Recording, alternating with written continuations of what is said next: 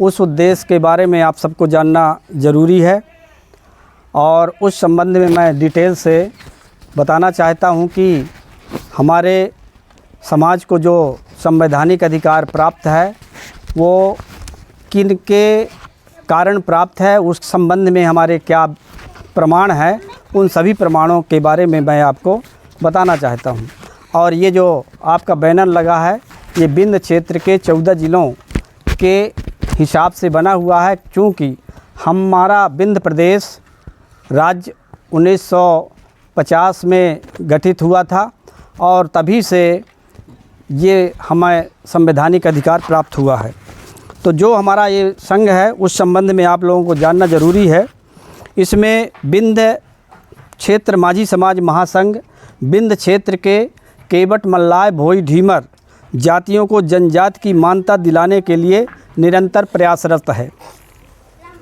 संवैधानिक अधिकार की इस लड़ाई में जिन 4 दस्तावेज़ों का उपयोग हो रहा है उनके बारे में आप सबको जानना ज़रूरी है।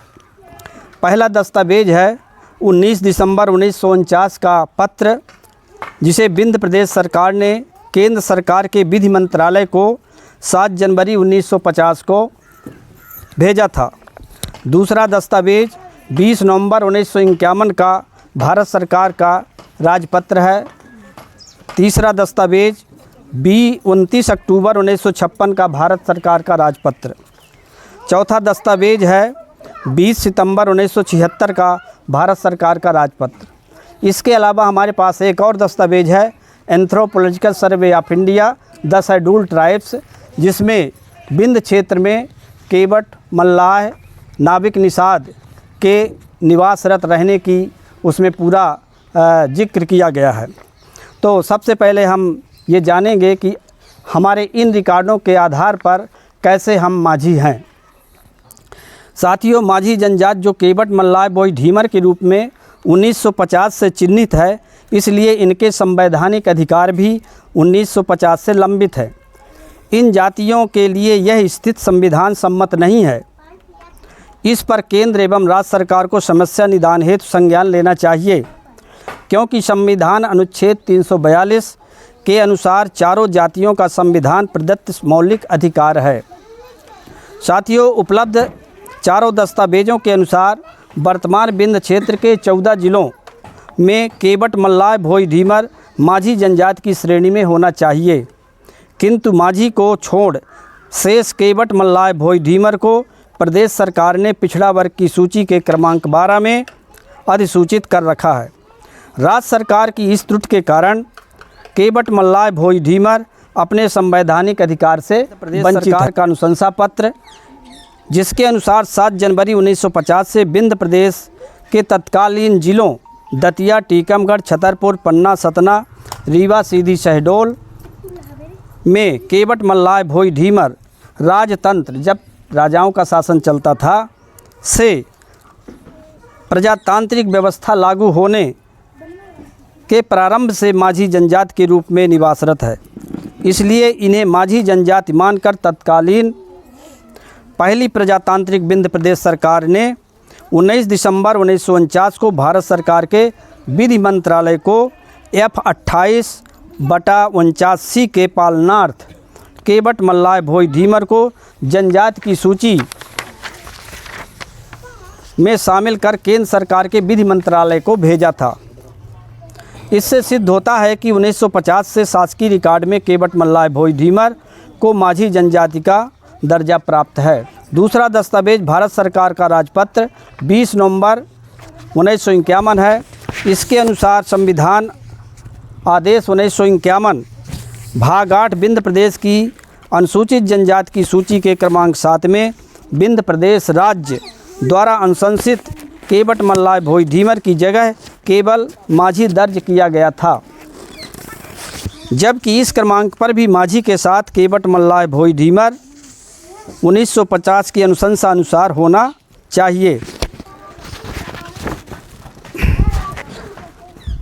1951 से अनुसूचित जनजाति की यह सूची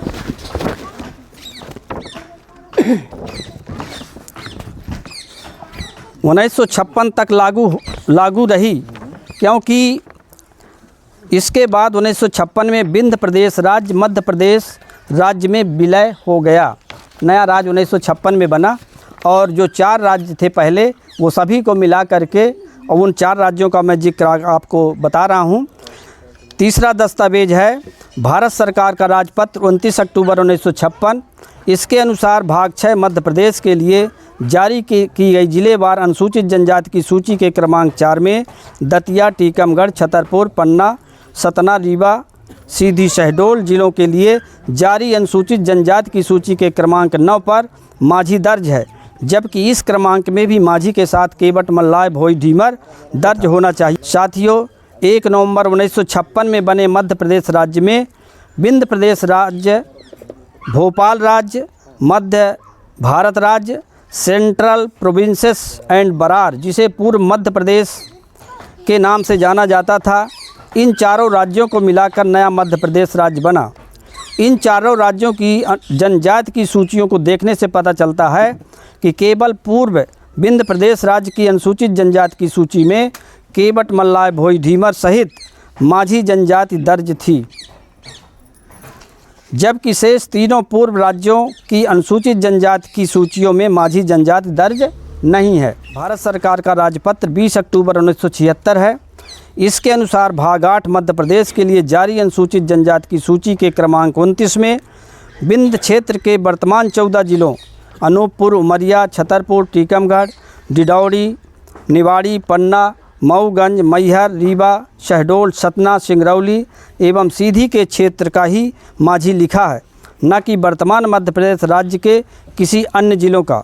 इसलिए इस क्रमांक में भी माझी के साथ केवट, मल्लाय, भोई, ढीमर लिखा होना चाहिए, जो विंध्य प्रदेश के 14 जिलों के लिए मान्य हो। साथियों, ऐसा प्रतीत होता है कि प्रिंटिंग या लिपि की त्रुटि के कारण 1950 में अनुशंसित माझी के साथ कोष्ठक में लिखी गई केवट, मल्लाय, भोई, ढीमर जनजाति माझी के साथ लिखने में छूट गई, या माझी के साथ कोष्ठक में लिखी हुई केवट, मल्लाय, भोई, ढीमर को ही माझी मानकर बार बार नहीं लिखा गया। यह एक बहुत बड़ा जांच का विषय है। इसी जांच से समस्या का निदान संभव हो सकता है। इसी पर फोकस करते हुए शासन पर दबाव बनाए जाने की ज़रूरत है। इसलिए आइए साथियों, संगठित होकर इस समस्या के समाधान का रास्ता तलाशें और राज्य सरकार अथवा न्यायालय से इस त्रुटि में सुधार कराने की पहल को तेज करें। यह समस्या हमारी आपकी है।